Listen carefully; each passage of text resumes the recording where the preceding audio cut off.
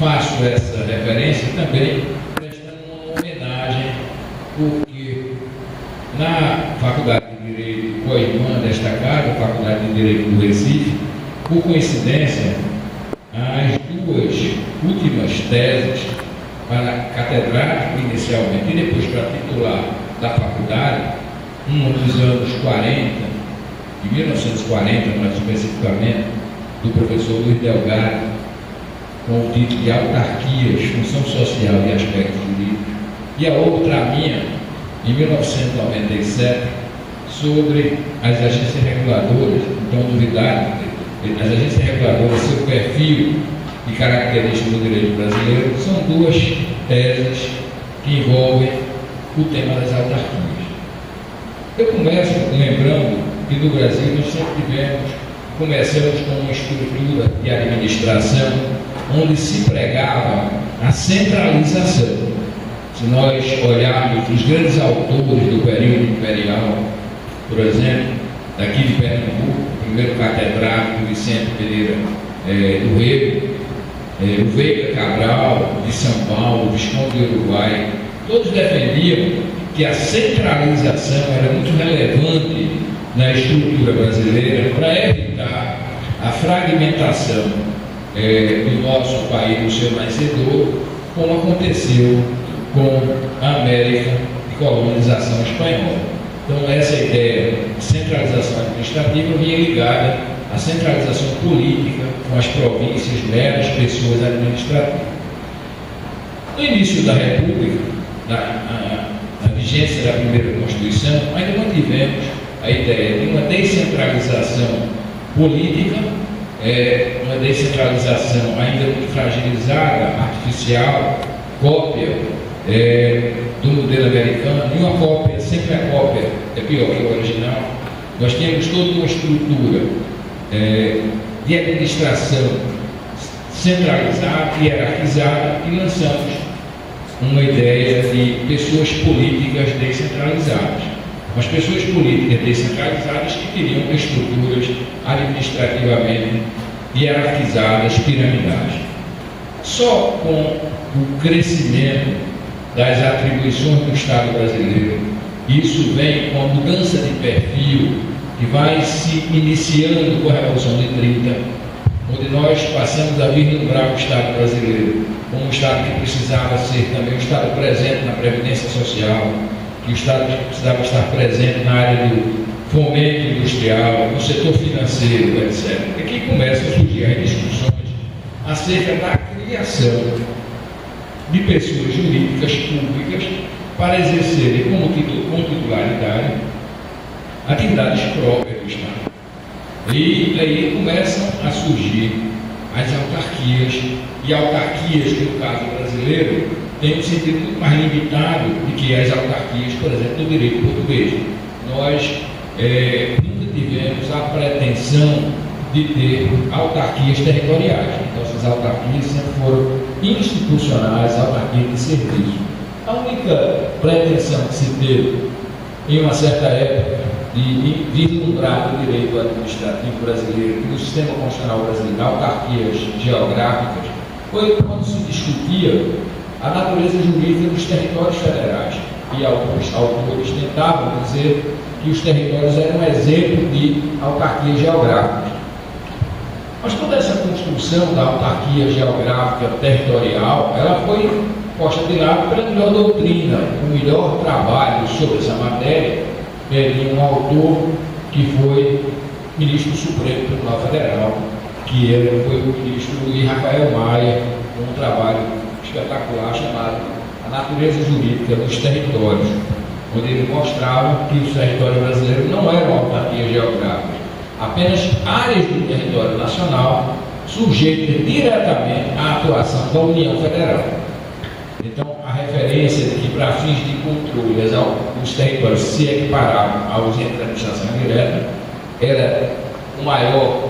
A construção que ele fazia era exatamente por não ser autarquias, é que se dizia equipados para fim de controle. Se assim não fosse, não precisava fazer referência à equiparação de coisas que já eram iguais. Muito bem.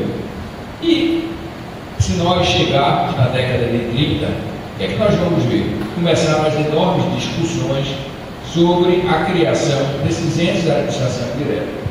E à época não se tinha ainda uma evolução grande da ciência jurídica no tocante à administração pública, e nós tínhamos uma ideia de que tudo que a administração fosse fazer, personificando aquela atividade, ou criando uma pessoa para exercitar aquela atividade, devia ser sob a forma de autarquia. Até a discussão que foi enfrentada pelo conhecido Francisco Campos, ministro Brandão Cavalcante, sobre a ideia dos entes reguladores americanos foi posta de lado. Vamos criar entidades semelhantes aos chamados estabelecimentos públicos. E como a ideia era de uma expansão do Estado na área econômica, previdenciária, na área educacional, em inúmeras outras áreas, começou-se a imaginar que nós deveríamos ter autarquias industriais, exemplo, Volta Redonda, autarquias previdenciárias, exemplos de institutos de previdência que eram setoriais, dos bancários, dos ferroviários, dos servidores do Estado. Só lá no início da década de 60 que nós teríamos a unificação desses institutos. Por outro lado, nós tínhamos as autarquias que exerciam atividades bancárias. As caixas econômicas da época eram autarquias. Veja, um banco autarquia, bem completo. A Siderúrgica Nacional, uma autarquia. A empresa responsável, empresa no sentido da atividade empresarial, pela navegação de cabotagem, um dos sonhos de Vargas era nós termos uma cabotagem nacional. Isso era uma ideia de usar a pequena cabotagem, a grande cabotagem e a navegação de longo custo dos produtos brasileiros, com base em empresas estatais brasileiras para ter um custo mais barato. É a ideia que a China hoje usa. Boa parte do escoamento dos produtos chineses é feito naqueles feios navios pretos, com somente a cabinezinha branca e um risquinho vermelho, são todos estatais chineses para baratear o custo de exportação. Essa ideia Vargas tinha. Vargas tinha ideia ruim, mas tinha muitas ideias boas. Então, isso também tudo estruturado sob a forma autárquica. Quando se imaginou, no final dos anos 40, a necessidade de implantação pelo Estado brasileiro da malha ferroviária, se entendeu que aquelas ferrovias concedidas a empresas estrangeiras deveriam passar a ser exploradas por autarquias federais de base regional. A RFN aqui, a Aviação Leste Brasileira e tantas outras. E aí nós tivemos essa ampliação dos entes autárquicos com algumas dificuldades muito próprias da época, como a inexistência de concursos públicos em inúmeras áreas. Os concursos públicos eram limitados, na vigência da Carta de 46, a atividades estatutárias, quando a lei não possibilitasse a nomeação sem concurso, que havia muitos casos. Então, o concurso era muito mais a exceção do que a regra, e sobretudo porque até a Constituição de 67, os concursos poderiam ser de provas e títulos, mas também só de títulos, que possibilitavam o direcionamento. E nós já tínhamos naquele período essas entidades autárquicas muito permeadas com algo lamentável que o professor Luiz Delgado aqui referenciado, ele na 1940, quando saiu publicada essa tese que ele preparou, no final da década de 30, ele dizia: as autarquias serão importantes se atuarem com isenção e não forem objeto de apropriação pelo elemento político. Veja, 1940. Ele dizia que essas entidades não deveriam funcionar com entes técnicos para prestar um serviço adequado, sem estarem subordinadas ao governo. E a vida segue. E depois nós continuamos a ter essa multiplicidade de atuações dos entes autárquicos, sem que fosse definida uma área exata de sua atuação. Embora os doutrinadores sempre dissessem que devia-se ter uma limitação da área de atuação das autarquias. Essa limitação só viria a ocorrer por força de uma expressa previsão de uma Constituição que foi de 1967. A gente normalmente tem uma visão em relação ao período, esse período, ou aquele período, como um período negro, duro, ruim, e que trouxe muitos males ao Brasil. Muitos males vieram em relação à questão dos direitos, que corresponde à verdadeira democracia. Mas foi em 1967 que nós tivemos a primeira real e efetiva estruturação da administração pública brasileira. Um dos melhores textos até hoje que dá o formato da nossa administração foi o Decreto-Lei 200 de 67, que veio exatamente para dar cumprimento ao regulamento constitucional. E nesse regulamento constitucional se estabeleceu que as entidades que poderiam explorar quando o Estado optasse por assim fazer atividade econômica só poderiam ser com formato de sociedade de economia mista ou empresas públicas. As autarquias, como titulares de serviços públicos, não teriam esse papel, e a Constituição expressamente vedava em 67, reproduziu-se isso na emenda número 69, e a Constituição de 88 manteve o padrão nos dispositivos da ordem econômica. E aí nós tivemos a necessidade de uma reestruturação de muitas entidades que atuaram com entidades autárquicas, de serem extintas e serem criadas sociedade de economia mista. Algumas já haviam sendo criadas. No final dos anos 50, nós tivemos a extinção da rede ferroviária federal, autárquica, e a criação de uma companhia de economia mista, que hoje está extinta. Nós tivemos a extinção do Departamento de Correios e Telégrafo e a criação da Empresa Brasileira de Correios e Telégrafo. Nós tivemos a extinção da Siderúrgica Nacional autárquica e a criação da Companhia Siderúrgica Nacional. Então temos uma feição de companhias, aquelas entidades a serem exploradas como atividade econômica, mesmo sob a forma de monopólio. Muito bem. E aí, em relação às autarquias, passou-se a ter o regramento de que elas teriam o mesmo regime básico das entidades matrizes a que estavam vinculadas, podendo então, porque assim era o regime jurídico, ter empregados e ter servidores estatutários para as atividades específicas do Estado. Nesse início dos anos 60, nós tínhamos a ideia da autarquia como gênero e algumas autarquias rotuladas de especiais. Por exemplo, o Banco Central do Brasil. O Banco Central do Brasil surge em 1964 com a extinção da Superintendência de Moeda e Crédito e a criação de uma entidade autárquica de enorme relevo até hoje para disciplina do setor financeiro, exercendo a atividade de controle da dívida pública, disciplina da atividade bancária, edição de toda uma atividade de regulação complementar às normas jurídicas legais existentes para o setor financeiro. Enfim, é um ente de tanta importância que uma das discussões que foram suscitadas agora na última campanha eleitoral era a rediscussão sobre se o Banco Central deveria ganhar as características das chamadas agências independentes. Até hoje não aconteceu. Muito bem. Outra entidade autárquica que tinha denominação de autarquia especial era a antiga SUDEM, a Superintendência de Desenvolvimento do Nordeste, e depois as outras Superintendências Regionais de Desenvolvimento que foram sendo criadas em relação à região norte, em relação ao centro-oeste, etc.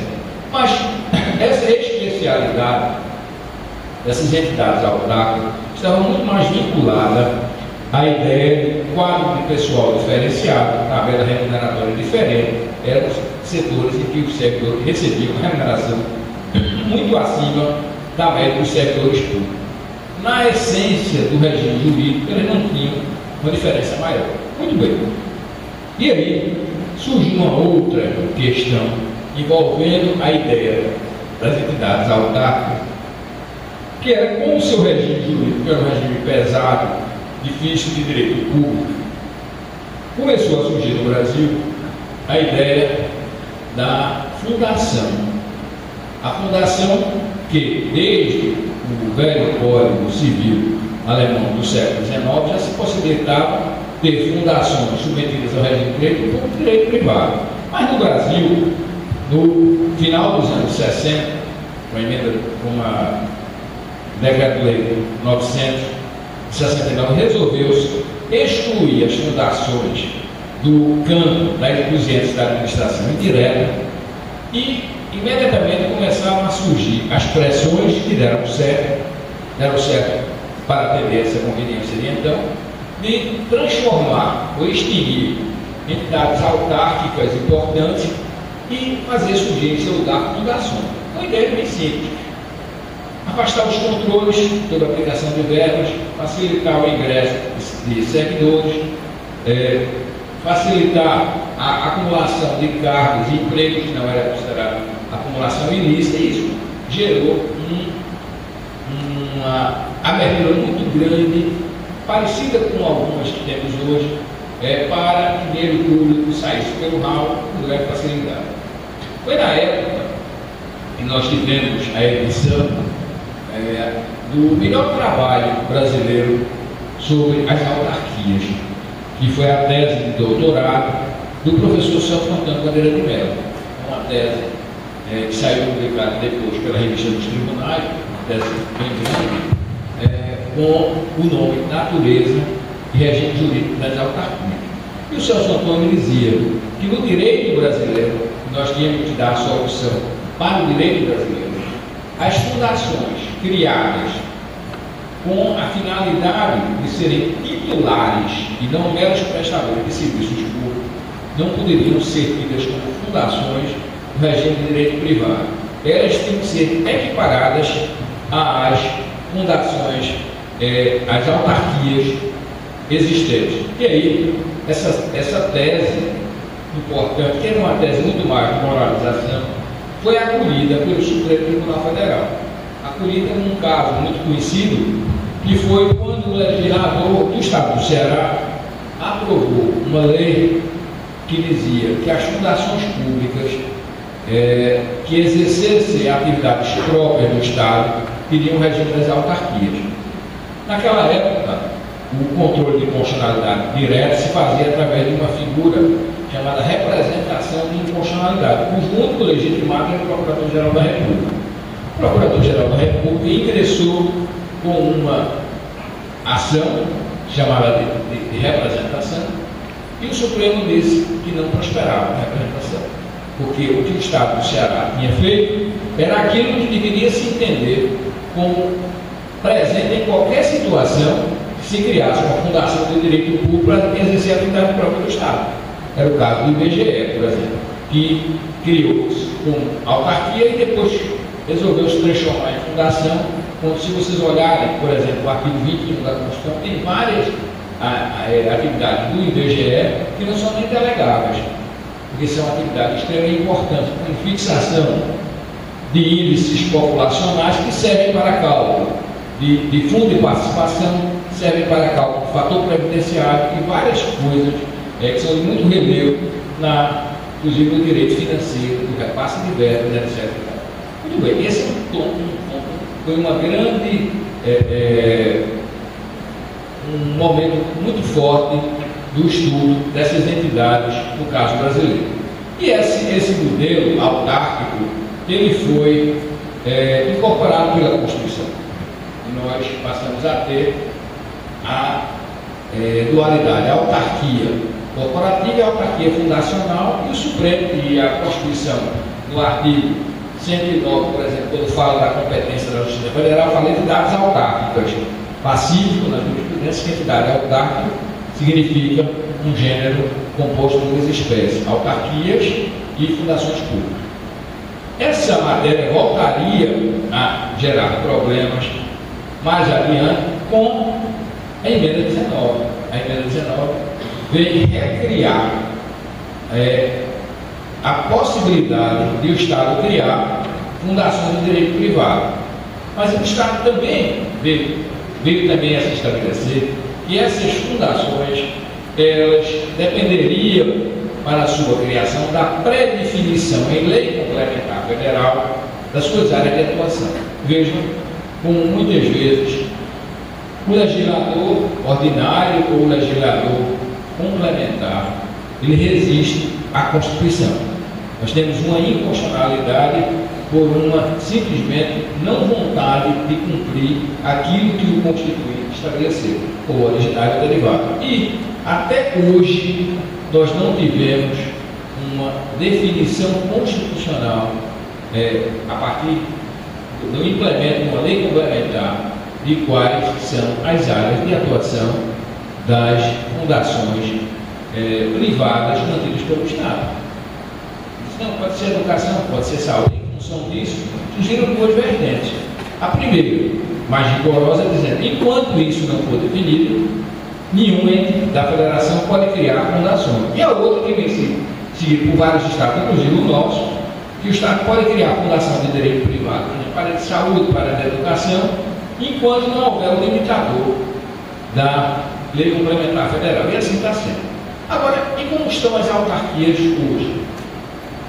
As autarquias têm sofrido, na sua autonomia, várias restrições.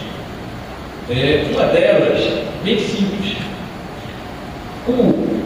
Se diz, vocês estudaram, os alunos que estão aqui, estudaram que as autarquias são pessoas de direito público, logo sujeito de deveres e obrigações não jurídicas, etc, etc, etc. Só que essa autonomia das entidades autárquicas, no momento atual, é muito limitada. Por quê?